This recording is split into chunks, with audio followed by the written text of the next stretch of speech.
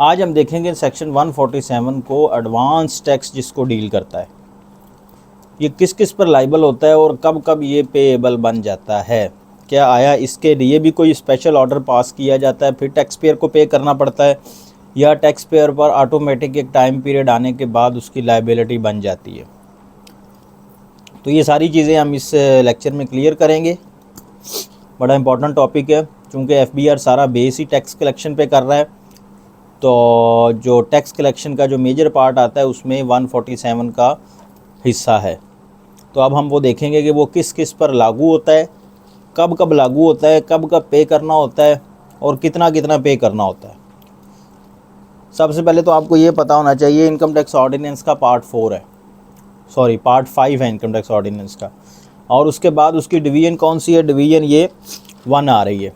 Then कौन कौन liable होगा पे करने का, every tax payer whose income was charged to tax, हर वो टैक्स पेयर जिसकी इनकम को टैक्स लग चुका हो for the latest tax year, जो लेटेस्ट उसका टैक्स ईयर होगा अगर उसमें उसे टैक्स लगा है तो अंडर दिस ऑर्डिनेंस, और the latest assessment year.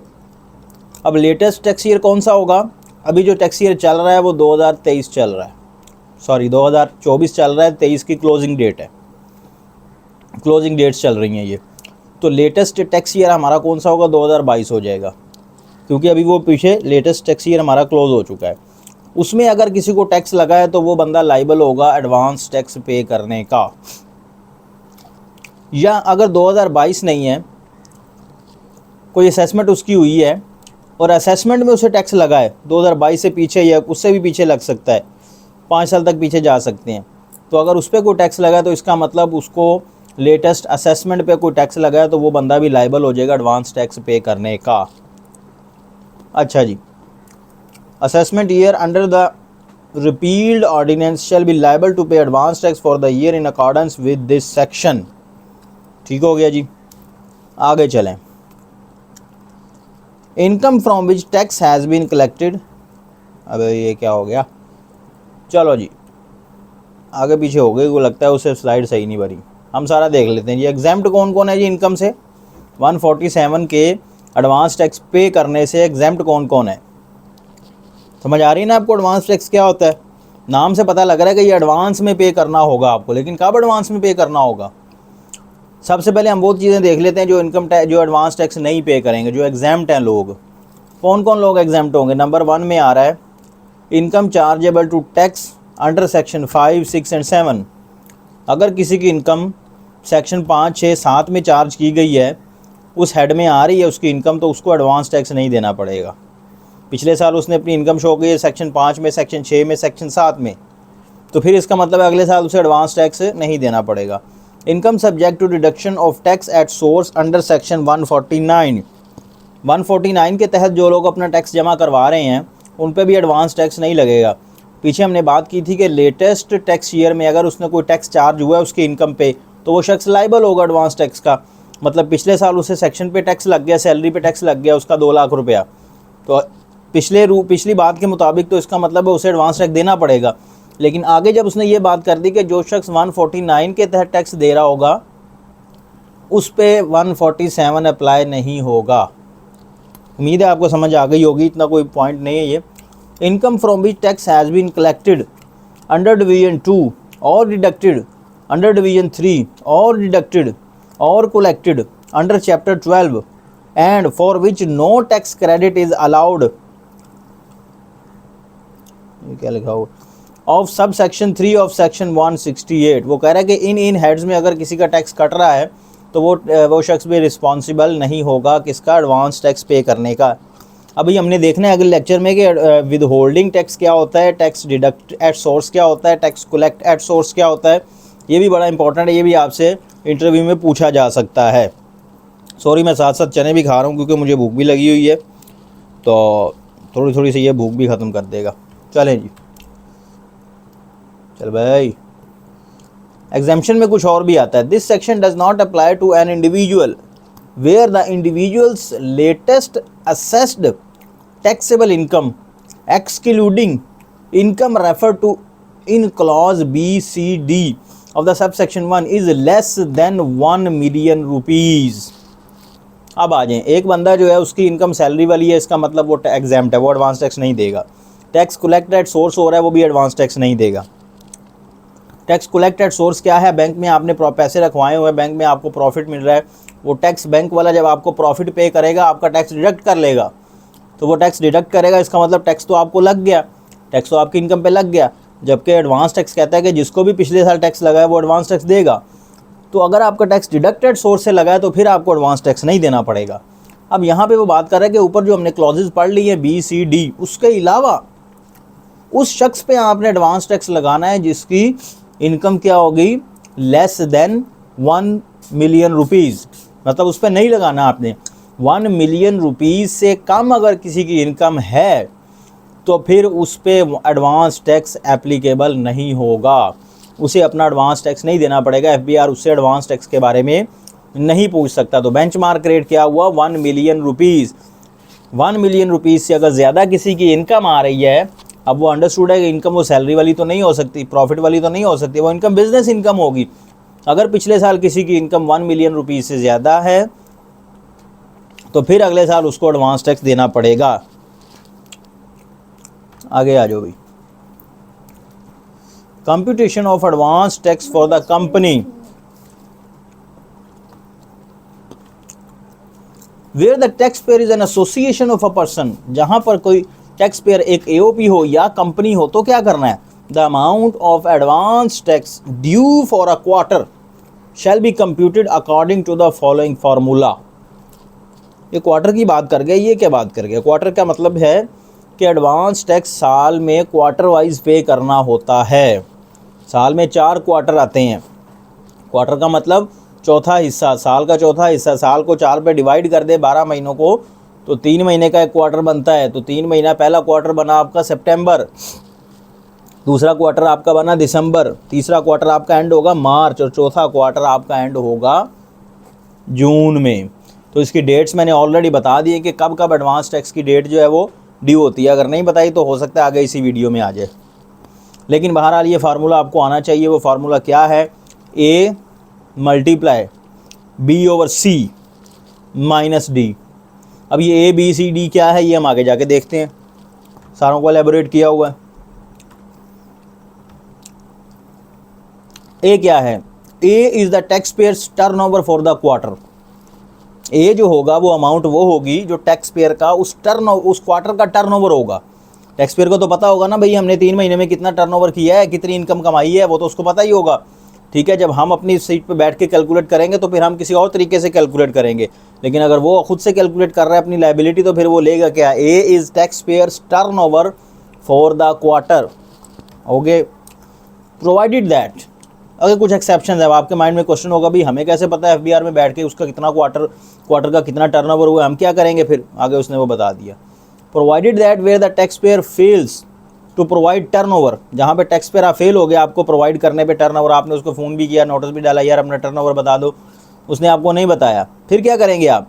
The turnover for the quarter is not known, या उस क्वार्टर का टर्नओवर आपको भी एक्चुअल पता ना हो, उसकी ट्रांजेक्शन अंडर प्रोसेस हो, वर्क इन प्रोग्रेस हो उसकी, तो फिर अभी तक आप क्या करेंगे? It shall be taken to be 1/4 of 110% of the turnover of the latest tax year for which a return has been filed.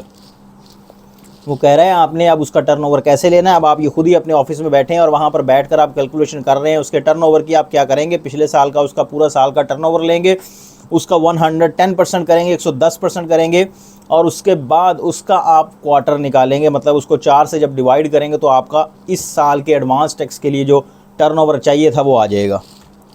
उम्मीद है समझ आ गई होगी, अगर नहीं समझ आई तो वीडियो को रिवाइंड करके देखें, आपको समझ लग जाएगी। B is the tax assessed to the tax payer for the latest tax year. अब B क्या है? जो उसका लेटेस्ट टैक्स ईयर है, जो पिछला अभी गुजरा है उसका, उसमें जो उसको टैक्स लगा है वो असेस्ड होगा उसका tax. For the removal of doubt it is clarified that the tax assessed includes tax under section 4C, 113 and 113C। अब इन हेड्स में किसी बंदे को टैक्स लगता है, 4C में भी लगता है, ये आपने देखना है कि ये 4C क्या है, इंटरव्यू में आपसे पूछा जा सकता है। इसका सुपर टैक्स आएगा इसमें, और इसका जो टैक्स चार्जेबल होगा उसकी जो लायबिलिटी मिनिमम लायबिलिटी होगी वो मिनिमम टैक्स 113 में जाएगा। इन सारों का कम्बिनेशन करके फिर आपने देखना है कि उसको कितना टैक्स लगा है, क्योंकि एक शख्स को मुख्तलिफ हेड्स में टैक्स लग सकता है। तो जो सारे हेड में उसको मिनिमम फाइनल टैक्स लगेगा वो टैक्स आपने लेना है उसमें। C is the taxpayer's turnover for the latest tax year.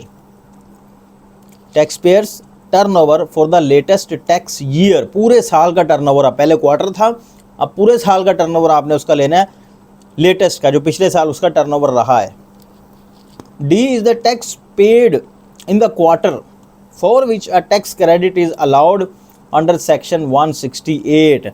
अब D क्या है, वो तमाम टैक्सेस हैं जो उसने पे किए और उसका क्रेडिट अब वो लेना चाह रहा है, तो वो सारे के सारे डी के अंदर आएंगे। मतलब डी क्या है, अगर उसका कोई टैक्स डिडक्टेड सोर्स हुआ है या कोई टैक्स उसने किसी कंपनी ने उसके बिहाफ पे जमा करवा दिया, उसने कोई उससे लेन देन किया और लेन देन में उसे एडवांस टैक्स वहाँ पे करना पड़ गया और वो टैक्स उसने कंपनी ने FBR को जमा करवा दिया, वो टैक्स सारे का सारा इसमें से माइनस कर दिया जाएगा। अब आ जाएंगे इंडिविजुअल के लिए। पहले हमने कंपनी का देखा था, अब हम इंडिविजुअल का देखेंगे कि उसका एडवांस टैक्स कैसे आएगा। Where the tax payer is an individual having latest assessed income of 1 million rupees, जो अभी लेटेस्ट उसकी असेस्ड हुई है और वो 1 मिलियन रुपीज़ थी, फिर उस पर टैक्स बन गया या उससे ज़्यादा थी। The amount of advance tax due for a quarter shall be computed according to the following formula. अब उसके लिए एडवांस टैक्स कैलकुलेट करना आसान है, क्योंकि उसकी ना तो इतनी ज़्यादा लंबी चौड़ी ट्रांजैक्शन होती है। हाँ, कंपनी की काफ़ी ट्रांजैक्शन होती है, उनका लेन देन काफ़ी होता है, टैक्स उन्होंने जगह जगह कटवाया होता है, तो उसमें थोड़ा लेंथी प्रोसेस है। इसमें सिंपल है, ए को डिवाइड करना है 4 से और माइनस कर देना है बी। अब ए इसमें क्या है, बी इसमें क्या है, ये ए बी पीछे वाला ए बी नहीं होगा, ये ए बी के लिए मुख्तलिफ चीज़ें हैं, वो उससे डिफरेंट होंगी। A is the tax assessed to the tax payer for the latest tax year और the latest assessment year under repealed ordinance. वो कह रहा है कि जो उसको टैक्स असेस्ड हुआ है लेटेस्ट टैक्स ईयर में या लेटेस्ट असेसमेंट ईयर में उनको आपने डिवाइड कर देना 4 से। लेटेस्ट टैक्स ईयर का तो समझ आ रही है कि जो उसका प्रीवियस असेस्ड टैक्स है वो पिछले साल होगा उसका, लेकिन लेटेस्ट लेटेस्ट जो उसका होगा टैक्स ईयर वो तो पिछले साल का है। जो असेस्ड है लेटेस्ट वो कौन सा होगा, 2022 से में उसको टैक्स नहीं लगा, ठीक है, उसको 2022 में उसकी इनकम टैक्सेबल नहीं थी, लेकिन 2020 का उसका ऑडिट खुल गया और ऑडिट में उसको टैक्स लग गया। तो अब ये जो 2020 होगा वो उसका लेटेस्ट असेस्ड टैक्स ईयर कहलाएगा। उसके मुताबिक जो उसकी इनकम बन रही होगी वो यहाँ पे लेंगे, वो वाला टैक्स हम यहाँ पे लेंगे। अगर फॉर एग्जांपल पिछले साल हम देखते हैं उसको टैक्स नहीं लगा, उसने रिटर्न फाइल कर दी, उसने कहा जी मेरा कोई टैक्स नहीं बनता, उसने रिटर्न फाइल कर दी, तो लेटेस्ट टैक्स ईयर में तो उसकी इनकम नहीं बनी, लेकिन 2020 का कोई ऑडिट उसका पेंडिंग था, वो अभी इन्हीं दिनों में क्लोज हो गया और उस पर उसको टैक्स लग गया। तो फिर अब लेटेस्ट जो असेस्ड ईयर होगा अब उसका जो टैक्स होगा वो हम लेंगे। B is a tax paid in the quarter for which a tax credit is allowed under 168। मतलब अगर उसने कोई टैक्स पे किया हुआ है, उसका टैक्स कहीं से विदहेल्ड हो गया, कोई कलेक्ट हो गया और FBR में जमा हो गया, चालान उसके पास हैं, उसके अकाउंट में शो हो रहे हैं, तो वो सारे आपने उसमें से माइनस कर देने जब आप उसकी लाइबिलिटी निकाल लेंगे। पहले निकालेंगे उसको 4 से डिवाइड करेंगे, उसकी लाइबिलिटी आ गई लेट से 10,000 रुपया, उसने को टैक्स 4,000 जमा करवाया, वो 4,000 उसमें से माइनस हो जाएगा, 6,000 उसे पे करना पड़ेगा। For the removal of doubt it is clarified that tax assessed including tax liability under section 4C। 4C के तहत भी अगर उसे कोई टैक्स लगा है तो टैक्स लाइबिलिटी में वो 4C शामिल किया जाएगा, उससे उसका ज़ाहिर बात है टैक्स ज़्यादा हो जाएगा। 4C क्या है, आई थिंक सुपर टैक्स है। सुपर टैक्स में क्या होता है कि ऐसा शख्स जो एक लिमिट से ज़्यादा इनकम अपनी कमा रहा है उस पर एक अलग से टैक्स लगा दिया जाएगा, ठीक है, तो वो सुपर टैक्स है। तो ये आपका छोटा सा एक एडवांस टैक्स था, जो उम्मीद है कि बड़े अच्छे अंदाज में मैंने इसको एक्सप्लेन किया है। तो भाई चैनल पर अगर नए हैं तो चैनल को सब्सक्राइब कर लें, क्योंकि इस तरह की मज़ीद वीडियोज़ आपके लिए आने वाली हैं।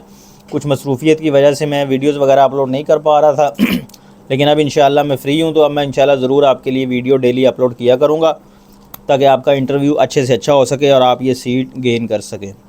ओके जी, अपना बहुत सा ख्याल रखिएगा। अल्लाह हाफ़िज़।